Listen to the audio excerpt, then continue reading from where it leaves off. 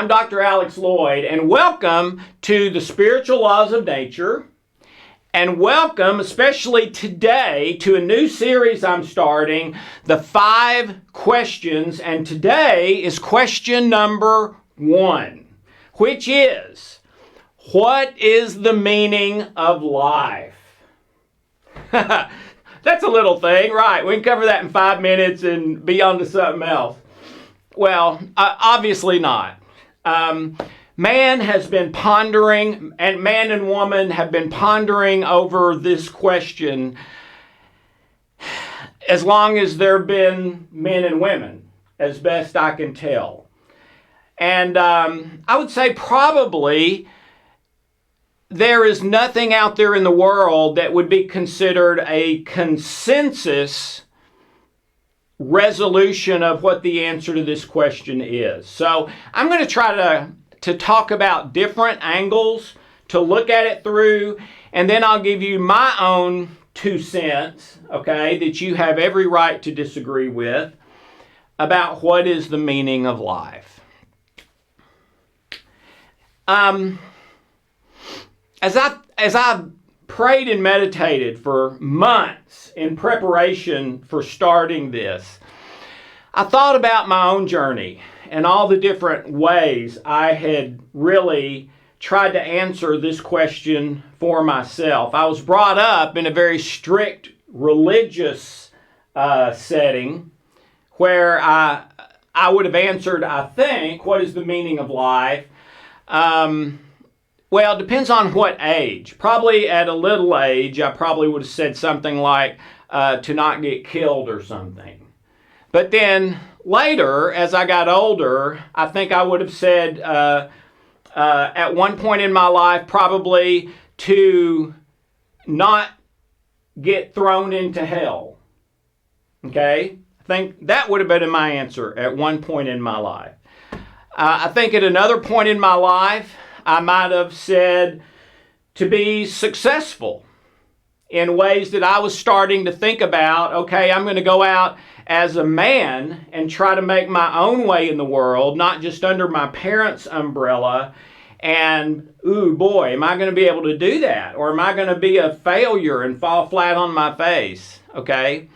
There were times I would have answered on the basis of relationship and how relationships were going. Okay, so different times in my life, I think I would have answered differently and looked at it differently. But as I work on problems that are problems for me or problems I'm trying to help resolve for somebody I'm working with, I love to try to boil things down to kind of their least common denominator. Okay. So let's take a look at some of that. There's some people that say, a large group, as a matter of fact, today, that reality is perception. Okay? And when you talk about the meaning of life, you're talking about, well, what is reality? What's the meaning of reality? And there's a large group that would say, well, it's each person's perception. And their perception is their truth. So there could be, if there's 100 people, 100 different realities about this board because each person's perception of this board may be different from someone else's, and this viewpoint is saying all of those are legitimate. Okay? Well, I've got a problem with that one right off because the premise is based on a fallacy. Because what that is saying is there is no concrete reality. All reality is perception. But making that statement violates the underlying premise because that's a concrete statement of fact. All reality is perception, or perception is reality. That is saying that's concrete. That is the concrete. But the underlying premise of that is that there is no concrete.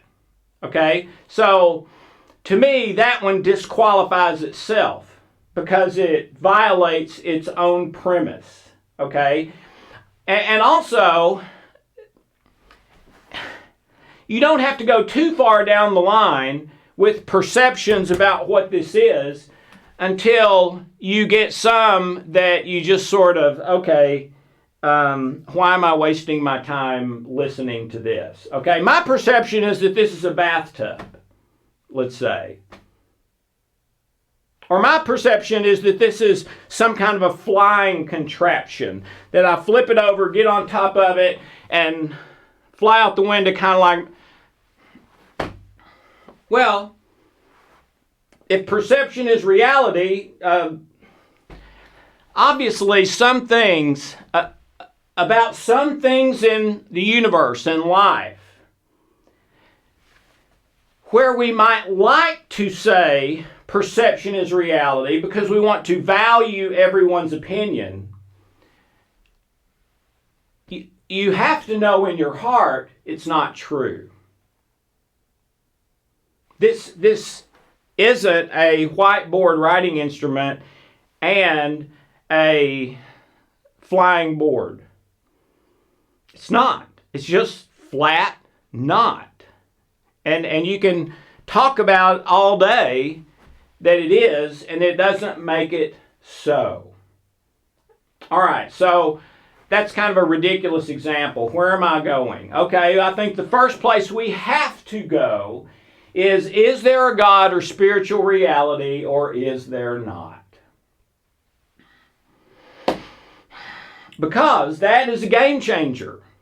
First of all, you can't have it both ways. You can't say there is no God and there is no spiritual reality. It's all perception. And there is a God and there is a spiritual reality. It's either true or it's not. There either is a God or there's not a God. All right? The person's perception doesn't cause him to keep disappearing into thin air every time they think, yes, but my perception is that... No, things don't work that way. Okay? So is there a God or is there not? One thing that's fascinating to me, and by the way, there was a time in my life when I quit believing there was a God. Absolutely. Everything in my life was kind of crashing at the same time, and I've been trying to live a good life, and everything was failing. All right? But one thing that's very interesting to me about this is that in the history of mankind, the most consensus view of anything has tended to be the most obvious view. Example, when we look at the earth from the earth, it looks flat. It just does, right? I mean, there's mountains, but then you go on the other side of the mountain and you can see for miles and miles and miles, all right? And we keep driving flat on a road, and we can drive flat on a road and go around the whole thing and never get to the end, right? Well, guess what? That's exactly what they believed before we were able to look at things from the sky, from space. They thought the world is flat, and nobody has just ever gotten to the end of it yet. It's so huge, all right? That was the consensus view. And another one that all of you know, everything revolves around the earth. The sun, the moon, the planets, everything. We're the center. Everything revolves around the earth. Put Galileo in jail for this one, all right? And that was the consensus view, right? Well, guess what? It was wrong, as was the earth flat, and many, many, many, many others in our history. So what has been true as far as a consensus of belief of people on earth throughout history and even in ancient writings appears to be whatever was most obviously true from looking around. Okay? And usually it's overwhelming. Like, that's what 98% of people believe, you know. Well, ladies and gentlemen, that's true with one exception. And that is there a God or spiritual reality? Because to me, when you look around, what you see evidence of is matter and people and wind and physics and things like that we can see with microscopes, but not God or some other spiritual reality beyond the laws of earth and the universe. We don't see that. Okay, now maybe a person says they see that. Years ago, if they did and kept to that story, we would put them in a hospital. All right? Don't do that much anymore, but they're still looked down on for having that belief. All right? Well, the one exception is that based on the latest statistics that I've found, this is 2020, approximately 95 to 97% of all people on planet Earth believe in a God or spiritual reality. Meaning there is something mystical, there is something miraculous, there is something out there. There is something when I have my last heartbeat and this body will not work anymore, the great majority here says, that's not it for me. I've still got something else to go on to. All right? And I'm not here to debate the heaven and hell thing, at least not right now. But why? Well, we have never discovered a civilization that did not worship something. And they don't have the Quran, they don't have the Bible, they don't have the Book of Islam, they don't have any of that. But they worship something, the sun or a waterfall or a palm tree, or they build something and worship it. No exceptions. All through history, the great majority of people believe the thing that is most unbelievable, that there is a God or spiritual reality without the empirical evidence, and worship something that they would consider in the miraculous realm. Well, ladies and gentlemen, I don't believe that is an accident or a malfunction. I believe it is a huge clue. Let me go on a little further. If there is not a God or spiritual reality, and all of this just happened through some one time in forever history thing. Now that the people who are in that group typically don't believe in miracles. Everything happened in a way that is explainable and logical. So maybe lightning hit the goo and the light and the goo became alive, and over 3 trillion quadrillion years it ended up being me and you. All right? But there was no miracle. It was just natural. Okay? That's one of the possible explanations, and one of the most popular. All right? Now, those would be in the 3 to 5% of the population, okay? Even though they would probably say they have more empirical evidence for their position, they're still only in like 3 to 5% as far as a consensus on the way things really are. Okay? But yeah, that is a legitimate line of thinking as to how this might have gotten here. I'll acknowledge that. Here's the problem. If there is no God or spiritual reality, and it is all just evolution, now it could be evolution with God, but God caused the evolution. But if it's evolution with no God, no spiritual reality, then what makes sense And it's not me saying it makes sense. It's the textbooks on this subject from the 3 and 5% going back hundreds of years. What makes sense is survival of the fittest. And that everything works the way everything in nature and the universe works, which is action, reaction, karma, you reap what you sow, stimulus response, Newton's 3 laws of motion, and all of it is kind of summed up in survival of the fittest, which means that the meaning of life is for me to get what I want, when I want it, the way I want it, as much as I can get it. That's it. Okay? Seek pleasure, avoid pain. That is the natural law of the universe. Okay?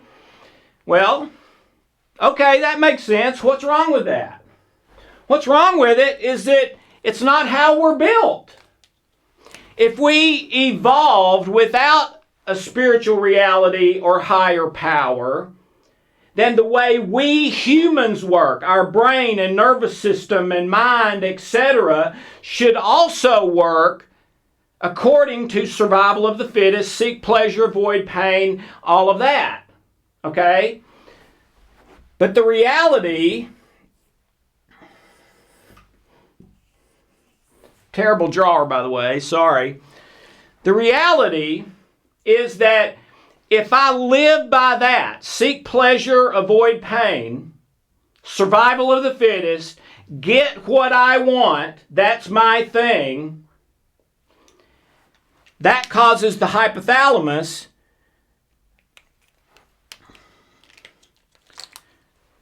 to pull the red switch, which is fight or flight, and I start to have malfunction after malfunction as long as I'm living that way. Negative thoughts, negative feelings, negative emotions, higher blood pressure, pain. I get older faster. I get sick a lot. Cancer, diabetes, MS. Now, I'm not saying cancer's your fault. I don't believe that, but that does happen when our stress, fight, or flight response gets turned on when it's not supposed to get turned on. Well, when it's supposed to get turned on, again, is twice a year when the 18-wheeler's about to pull over on me and kill me. So my unconscious mind takes over and reacts faster than I can think, and I pull the car over and it saves my life. But then 15 minutes later, I'm flipped out of emergency mode back into physiological peace. Okay? Ladies and gentlemen, that's how we're built. We're built so that if we live by seek pleasure, avoid pain, we malfunction as a human being machine, and we malfunction more and more the longer we keep living that way. But if we choose to live in the way that violates seek pleasure, avoid pain, the way that I don't go for what I want, I give up what I want for the sake of love, and other people's best interests are put equal to and even above mine. If I live that way, then the fight or flight failure switch gets turned off. The success switch gets turned on. I have positive thoughts, positive feelings, positive emotions, positive hormones. My immune system goes through the roof and starts healing anything that needs to be healed. I don't get sick at least near as much. So here's the problem, as I see it. If the truth is there is no God or spiritual reality, which means there are no miracles, everything is logic and reason And when we're dead, we're just dead in the field, and that's the end of it. Survival of the fittest. Okay? Now, back in caveman days, that probably meant actual survival.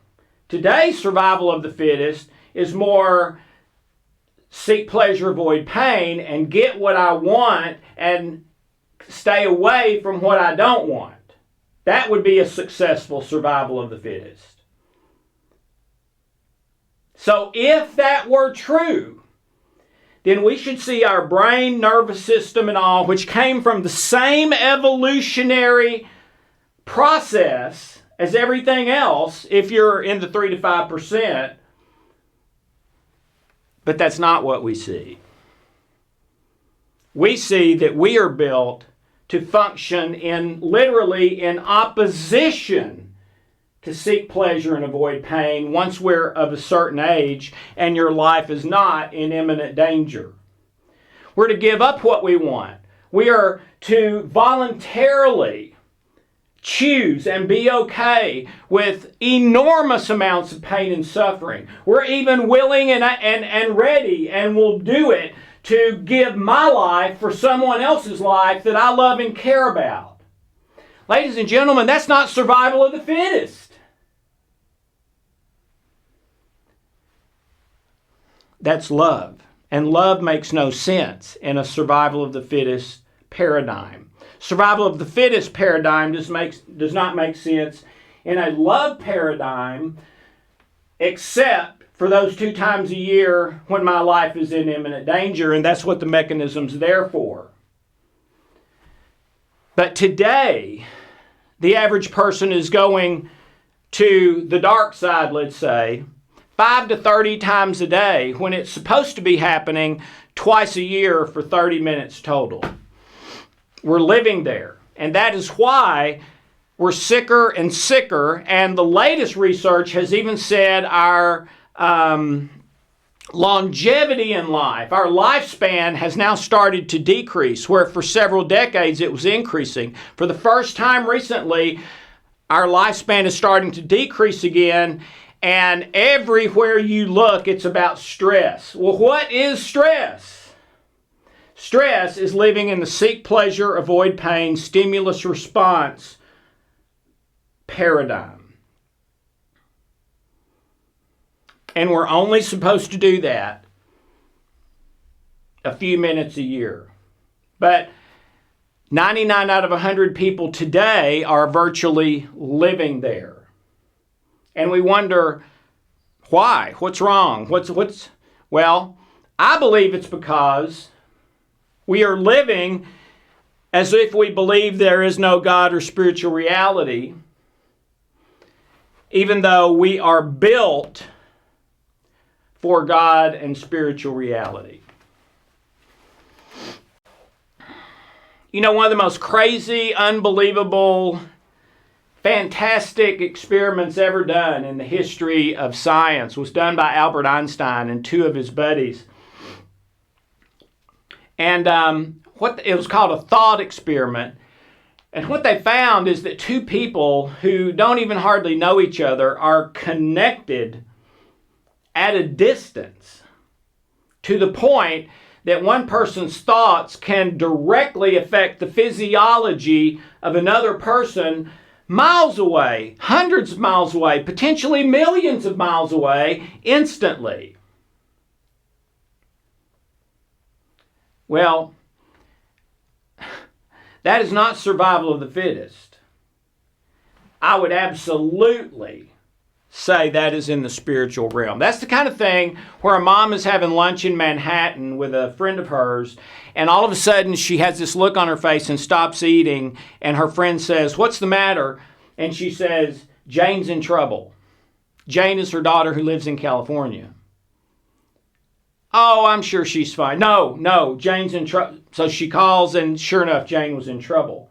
One of my best friends growing up, John Vlahakis, had one of these happen to him, and his family. Just like that. John was at home with his head stuck between the banisters turning blue, and his mom had had one of those in the car on the way to a vacation, and they turned around and came back and saved George from suffocating.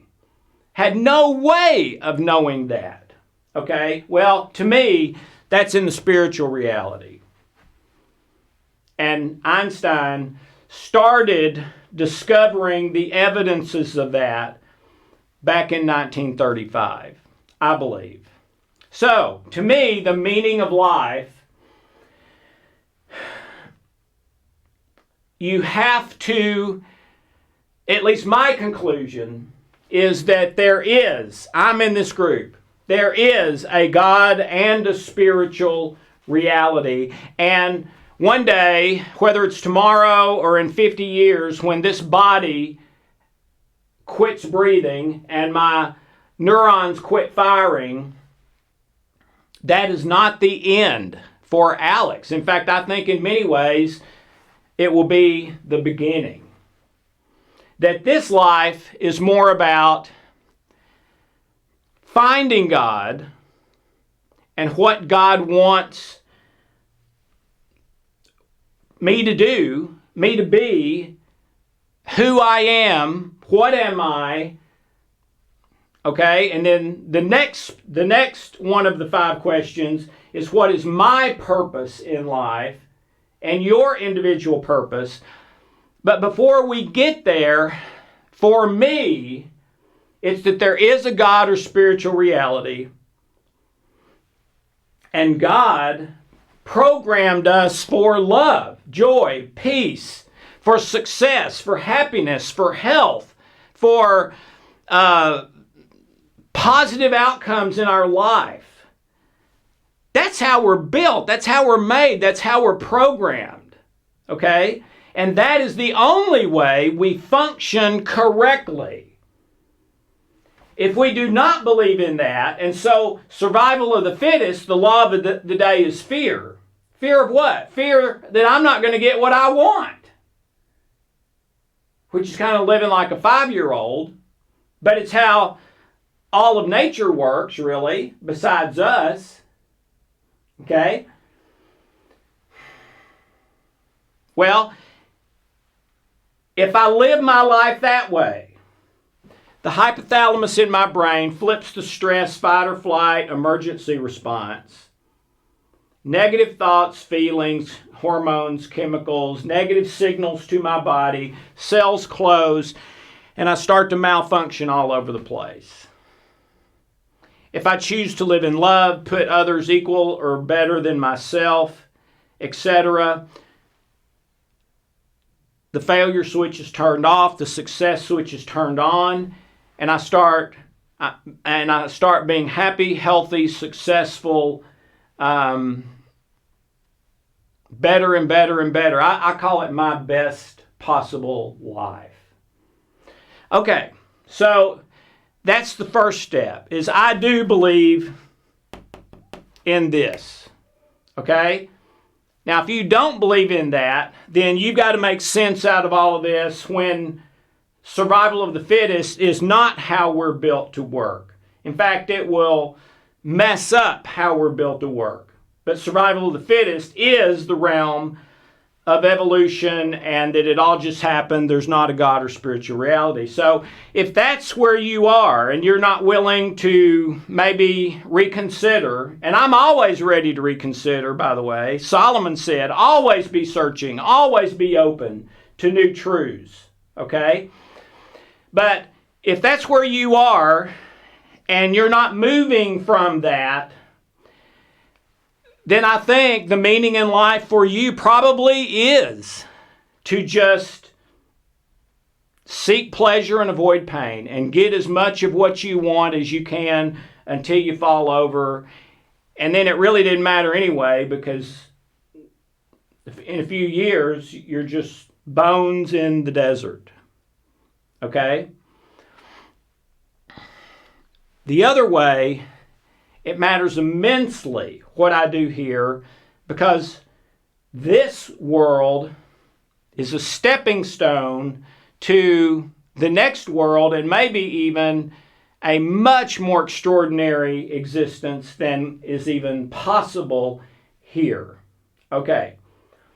So, I've still got a problem because now I've gotten to, okay, my meaning of life is that there is a God and a spiritual reality, but I could make a lot of different choices. There's a lot of different religious groups and non-religious groups that say there's a God or spiritual realities. And can they all be right? I don't think so, because that's back to the perception thing. Perception is reality. No. If two groups say conflicting things about the same thing to the point that they cannot possibly both be true, then not trying to hurt anybody's feelings, but we have to come to the conclusion that one of them's wrong. So, which religion, which spiritual perspective? Okay? After Hope kicked me out of the house, I started reading and studying every religion, every New Age, Christian Scientist, everything that I could think of that might possibly be the truth, because I was reevaluating everything in my life. I came to the conclusion that if there is a God or spiritual reality that is anyone that I would want to have something to do with, then the God would need to prioritize love. Because if the only thing that the God prioritizes is fear or going by a set of rules that I can't possibly do right, then that doesn't help me much either, because I'm going to end up failing anyway. I'm going to try to do all the rules thing for the God who is waiting to smack me when I step my toe out of line, okay? And I tried hundreds of times to do all that stuff right. Never could do it, okay? Well, I found one group, one worldview where God, not only is love the top priority, but it says God is love. He is the source of all love. And we were made in love. And the point of this life is love. And the way you win life is love. And which is exactly how we're built. When we choose love, we work correctly. When we don't, we start to malfunction and it gets worse and worse and worse. Okay? Okay, but it's not just love. There also has to be truth. Truth always points the way to love. Love always comes and comes from and points the way to truth. Every problem in our memories, our mind, our heart.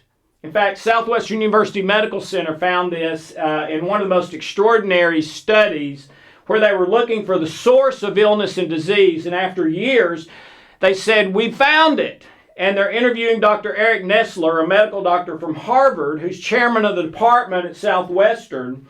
And this was in newspapers all over the world the next day, on the news and internet, everywhere.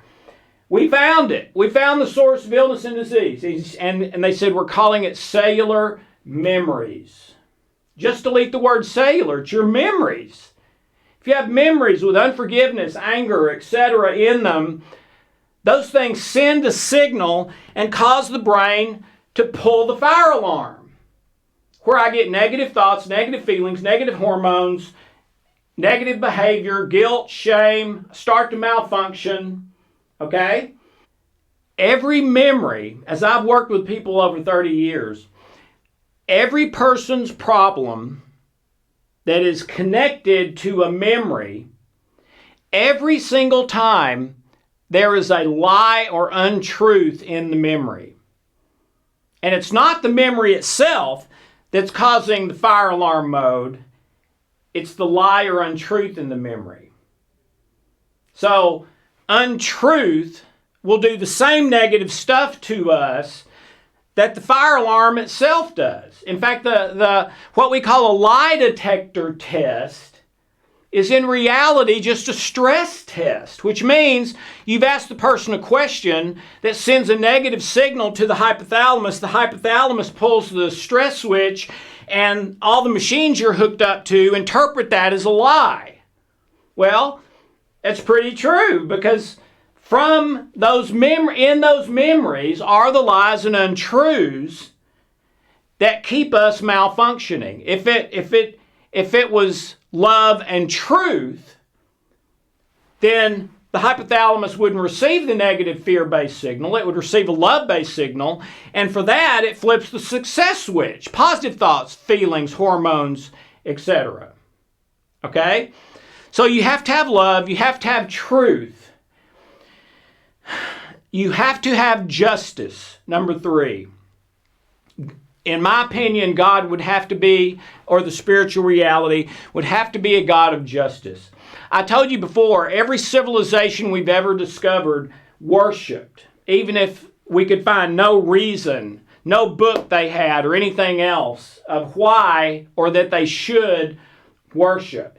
The other thing every civilization has is a code of justice. If we were all on an airplane right now that crash landed on some island in the South Pacific, after making sure everybody was safe and grabbing all the water and food, because we don't know how long we're going to be here, probably the next thing, the third thing we would do is set up a system of justice. Everyone gets one bottle of water every so often.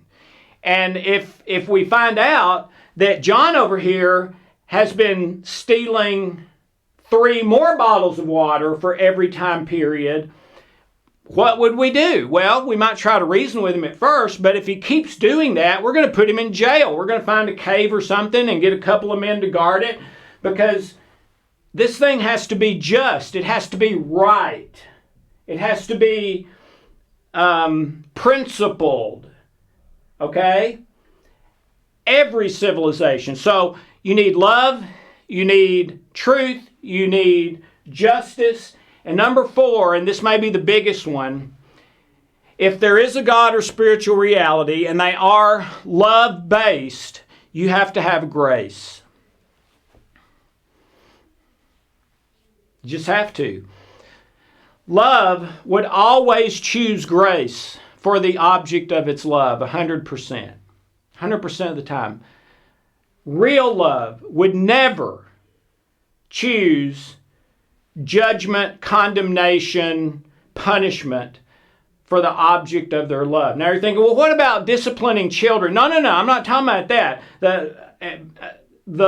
What you're trying to achieve there is love and discipline. Okay? That, and by the way, that discipline has to be administered in love, or it's going to negatively affect the child anyway. Okay? But real love, at least long term, would always choose love. Would always choose grace for the object of its love. So when I was searching again, I said, okay, what has that for? What has those for? A God or spiritual reality that is love-based, truth-based, justice-based, and enacts grace rather than punishment and law. And I could only find one. And it was in this book, the Bible, and other people who, wise people who taught me that a lot of what we read in here is not what it really says because it was mistranslated. Now, I don't mean to go far with that, okay? But here's where I do want to go, because that is true, okay? The people who translated the various versions of the Bible, of course, wanted it to make sense, and so they would have to be biased according to how they think all of this stuff, these 4 things, love, truth, justice, grace, work together. So they would change the English to make it work, to make it make sense based on their understanding. But what if they had the wrong understanding? Got a problem. But here's what I came to. The basic message that I don't think is challenged of what is in here. And by the way, that's why I call myself a follower of Jesus, not a Christian. Because you ask 100 people what the word Christian means, and you're going to come up with at least 50 different answers. And maybe all of them, for sure most of them, I disagree with. And no, that's not what I believe. That's not me, okay? So I'm a follower of Jesus. Now, once I understood what you meant by that word, then maybe I would say I'm that. But I can't just say it in general, because so many of the greatest atrocities ever visited upon mankind were done in God's name or Jesus' name. And still just makes me shudder today. That was not God. That was men and women with power, control, money, political posturing. Selfishness is what that was. Okay, and I don't want to have anything to do with that. But the basic message of this, to me, is that God is a being of love, who is love, not capable of anything but love. And God was lonely, and so he decided to make you and me to be in loving relationship with him and with each other, you and me as well. But so the point of all of this is love, but love has to be a free will choice. If love is forced on me, then that's not love. I didn't have a choice. I had to. That's law, not love. So for there to be real, true love, there has to be a pretty equal choice for me not to love. And the freedom to choose that path. And I believe that's exactly what we have here on earth. There's a path of love and a path of fear. Fear is related to our survival instinct. The other name for the fight or flight response is the fear response. Survival of the fittest is the paradigm for evolution. There is no God or spiritual reality. It's evolution. It all just happened. But wait a minute. We don't work on survival of the fittest unless we're in an actual life or death emergency. If we're not, and we live by survival of the fittest, we start to malfunction, and we malfunction more and more the longer we live that way. So the only way to live in what I call your absolute best life, as happy, healthy, successful, everything as you possibly can, in my opinion, is to choose that there is a God. Actually, you're not choosing there is a God. That's a reality. There either is or isn't, okay? But I believe in that reality. I believe that's the reason, with little empirical evidence, in fact, more evidence to the contrary, about this one issue, 95 to 97% of us believe in the thing that there's the less evidence about. Even though with everything in history, it goes the other way. Why about this one thing? Because it's built into us, like a homing beacon. Okay? We know it's about love. One of the most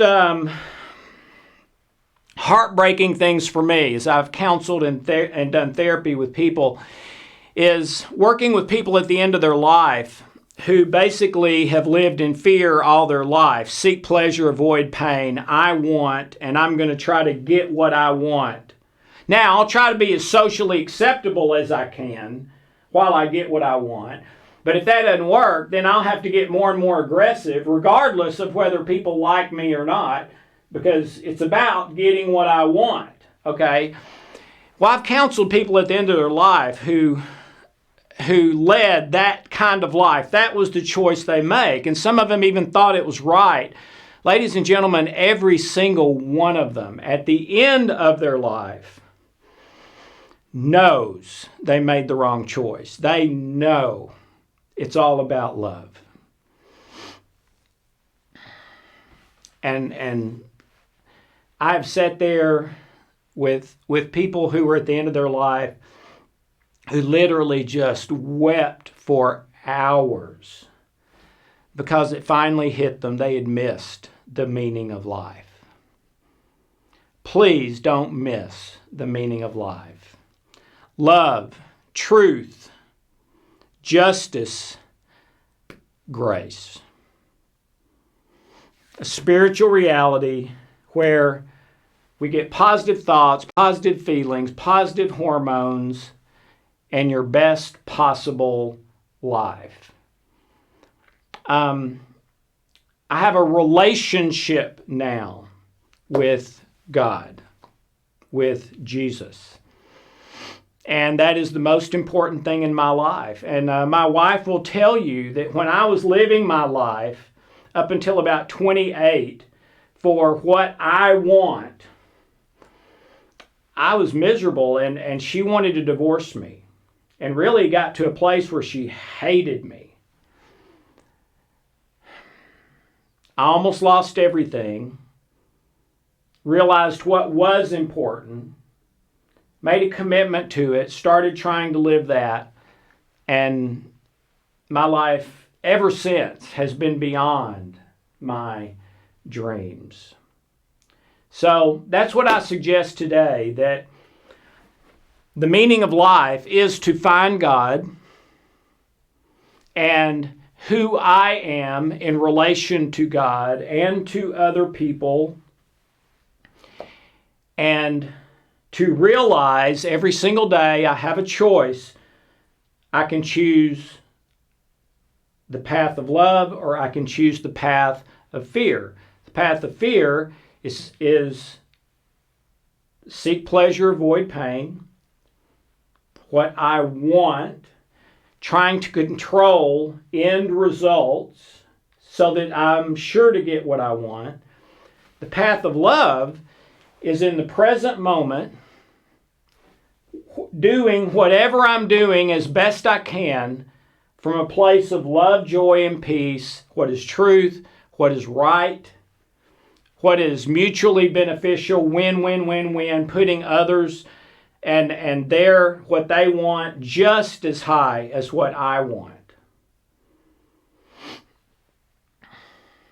That's the choice.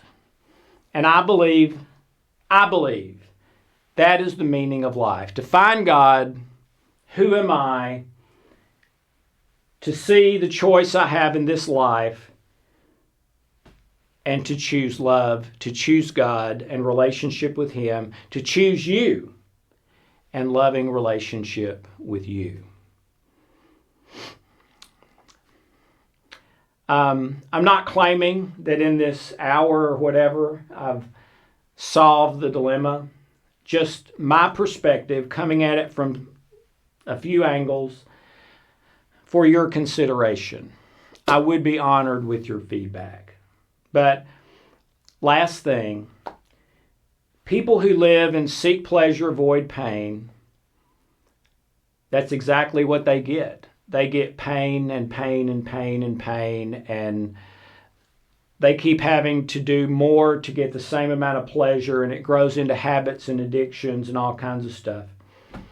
People who really choose love, and I say that because some people say that who've not chosen love.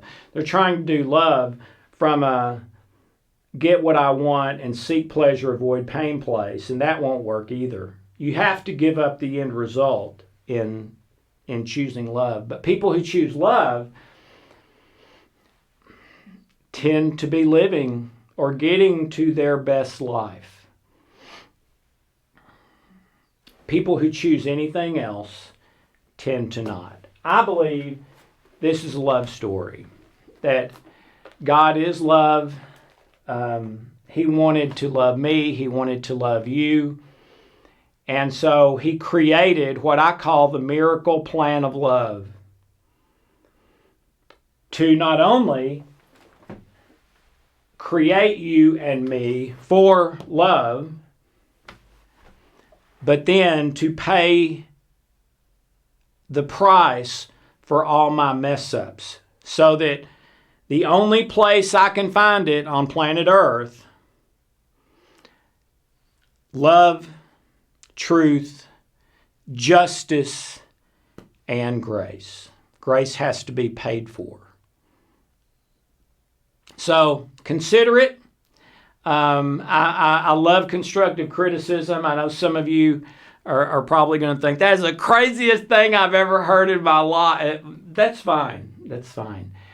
But pray about it, meditate on it, think about it, and then next time we're going to question number 2. What is your specific purpose?